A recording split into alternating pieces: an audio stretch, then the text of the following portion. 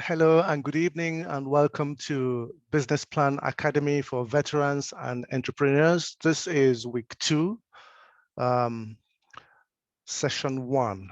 If you do recall, we meet every Tuesday and Thursday nights at 7 p.m. Eastern Time, and that is about midnight in the UK, 11 p.m. GMT. Okay, having said that, my name is Dr. Kene Wulu. I'm the course creator and your facilitator for the night.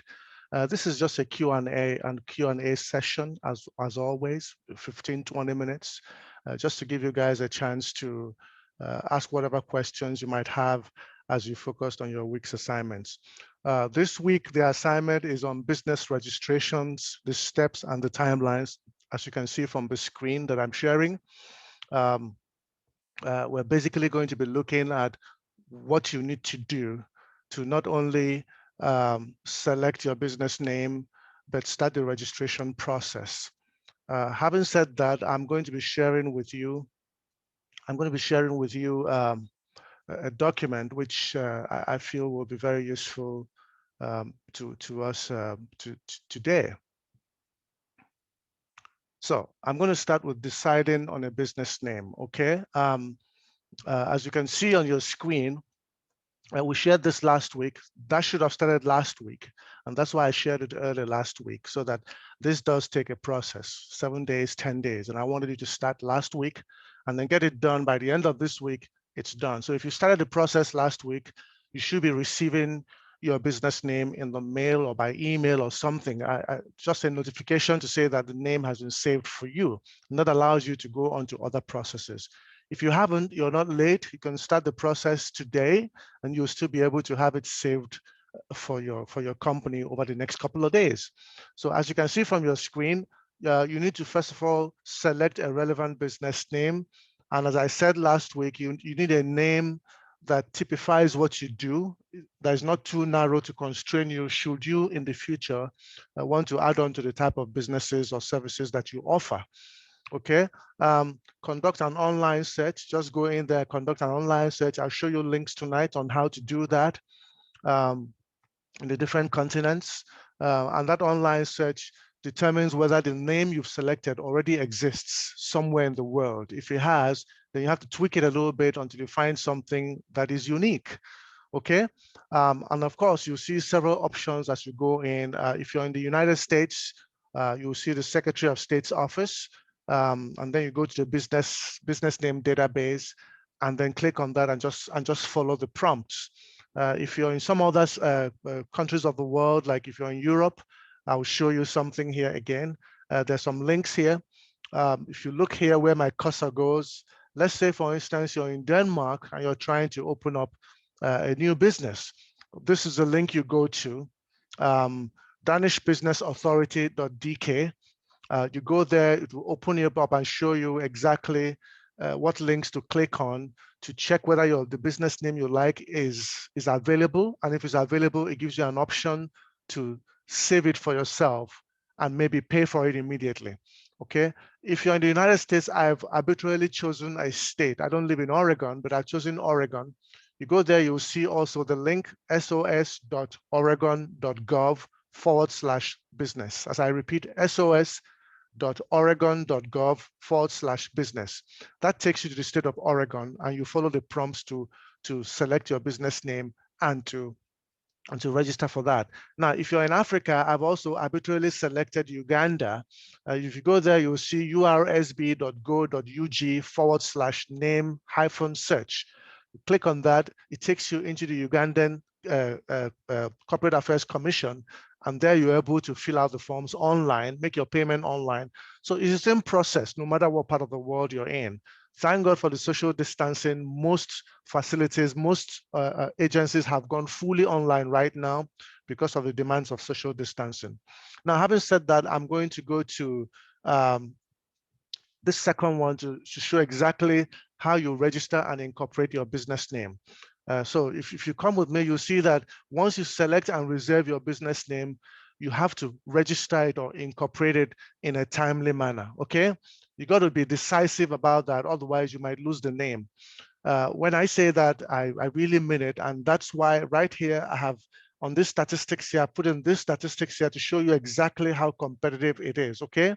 In the state of Florida alone, between 300,000 and 440,000 businesses are registered or incorporated every year. You see how quickly that happens. That means that every day, at least, you have 1 to 10,000 businesses being registered. So if you select your business name is available, it's better to just go in there and save it for yourself, okay? Don't waste time, because if you come back tomorrow, it might be gone. All right? Okay, so as I said, I'm going to be using the state of Oregon to go ahead and do that. And of course, as I said, I've told you about Denmark, I've told you about Uganda.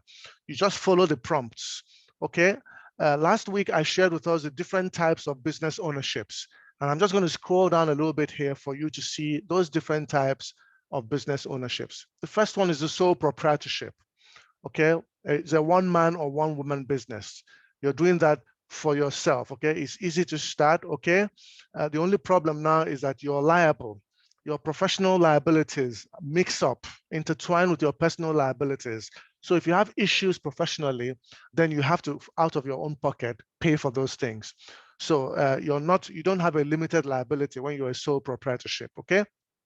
Now, a general partnership is the simplest type of business ownership when 2 or more people come together as partners, okay?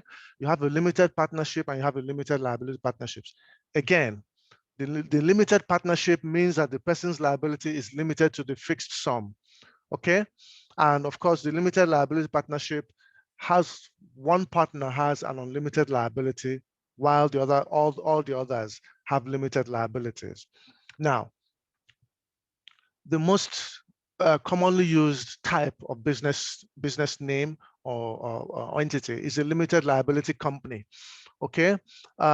It separates, as I said, the owner's personal and professional assets, okay?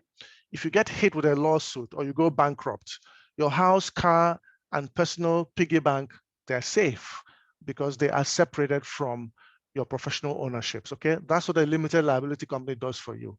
It shields you from liabilities that might occur if your business fails, okay? They're not going to come sell your house you live in, because those are 2 different entities, all right? So most people who go into business always prefer to set up a limited liability company. It's a different entity. The company pays its own taxes, the company does its own businesses, it owns its own property, and that is separate from your personal property.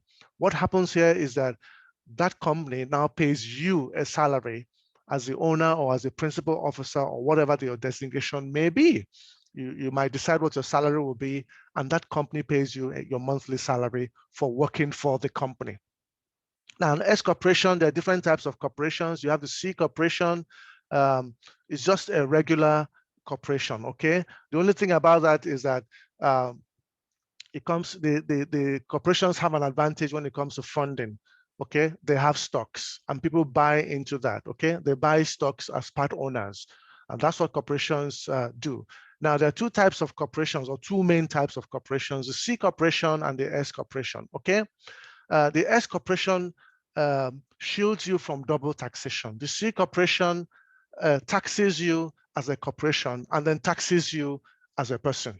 As an employee of that corporation, you get taxed, and then the corporation itself gets taxed. So most people who have a lot more money, funds to run with, prefer to set up an S corporation, which is more expensive to set up than a C corporation. And then so many other people have been asking me about benefit corporations, okay? These have missions that are similar to nonprofits, or what you call a non-governmental organization, okay? They're providing a public benefit, but they also want to see a profit, all right? Now, nonprofit corporations are those that do not show a profit. They still employ people, own property, do all sorts of things, but at the end of the year, they're supposed to have a zero balance, okay? That's what a nonprofit corporation does. So you decide whatever works for you, depending on what type of business you want to go into.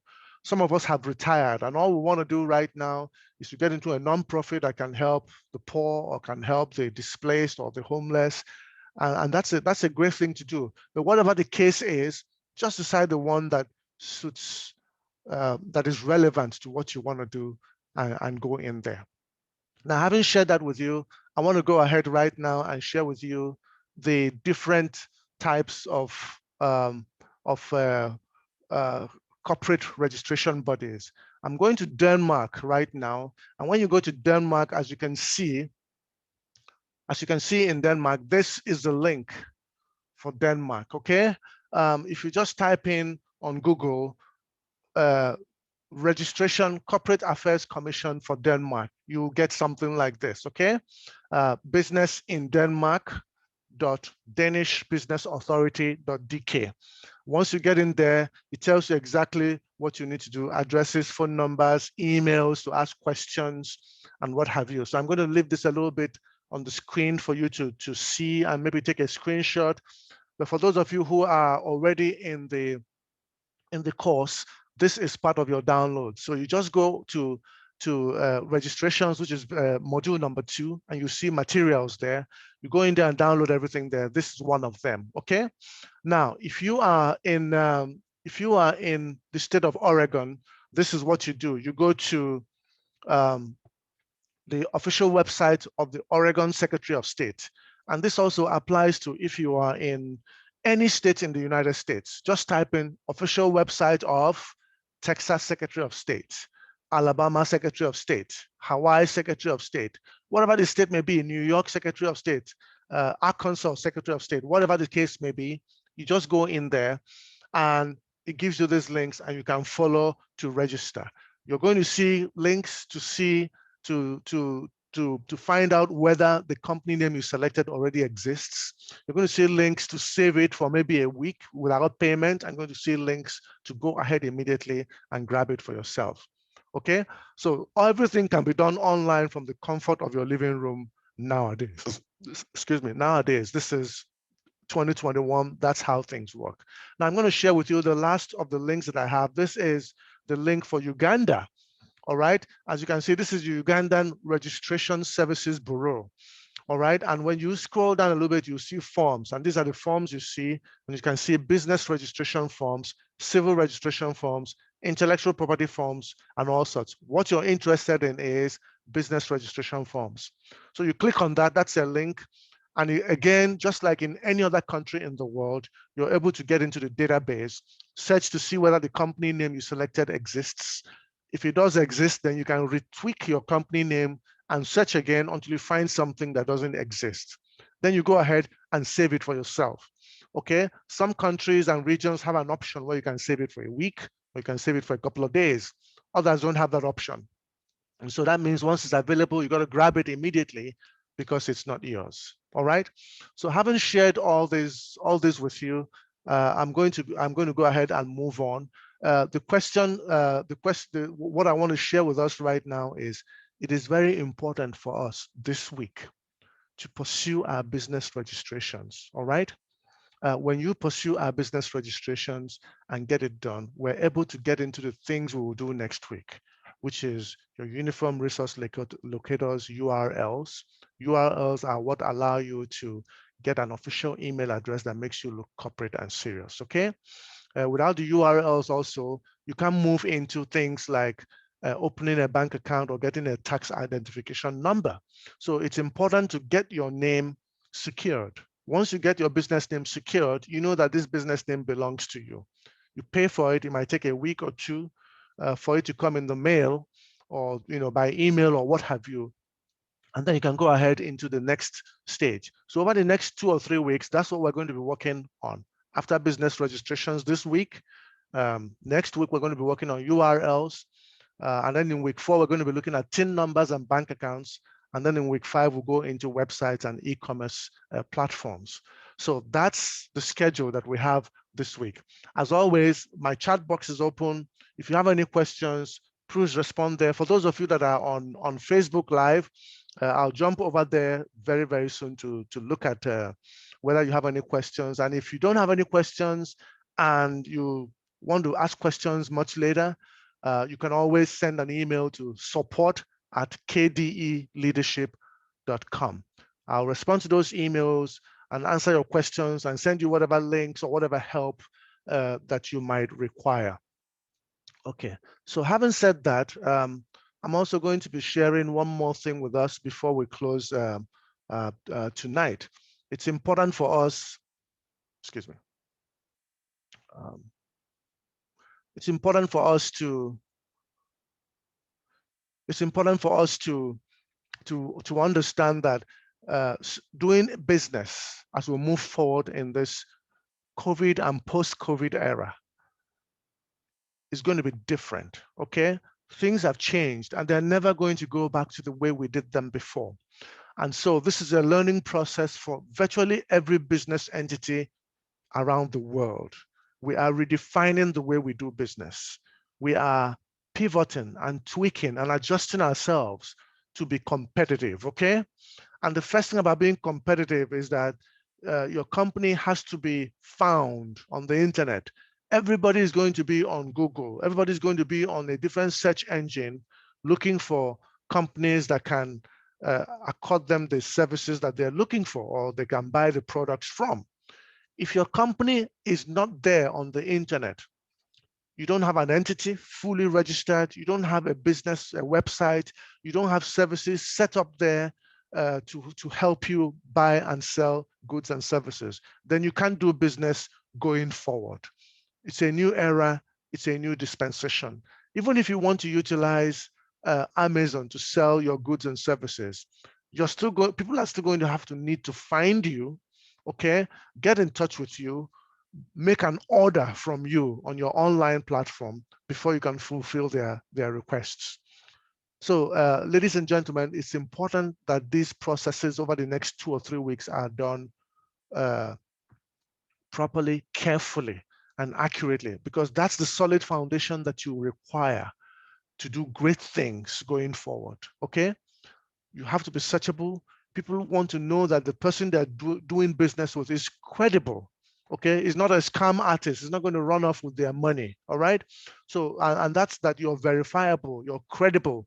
They can click on certain things and find that you are duly registered in the Better Business Bureau. You're registered in your state or your country's Corporate Affairs Commission. You can be identified, you can be found, okay? Your physical address can be found, can be verified. They can call you and speak to you. And these are things they want to verify online before they even get in touch with you. So it's important that you make your presence felt. Don't look at this process. You're saying, when are we going to get to the financials? You will get to the financials a couple of weeks down the line. But what we're doing now is the foundation, and it is critically important that we do it right, okay? Having said that, I'm still looking at my chat boxes. I know that a lot of you already have your businesses in place and running. So what I'm sharing with you right now may not be very relevant to you because you already have a going concern. But there are others, on this meeting also, who are just starting their businesses, and this information will be important to them. So having said that, I want to say, please go into BPAVE Module 2, download your meeting materials. What it does, it guides you on what to do towards the week. We're going to be meeting again on Thursday at 7 p.m. Eastern, okay? You're going to receive a notification either on Zoom, or from Zoom, and then of course we're on Facebook Live. So feel free to join us if you have any questions. You can also send an email, as I said, to support@kdeleadership.com. Once again, my name is Dr. Kenny Ewulu, and in the absence of questions or concerns, I'm going to call it a night today. Thank you for joining me, and I'll see you on Thursday. Take care out there and be safe.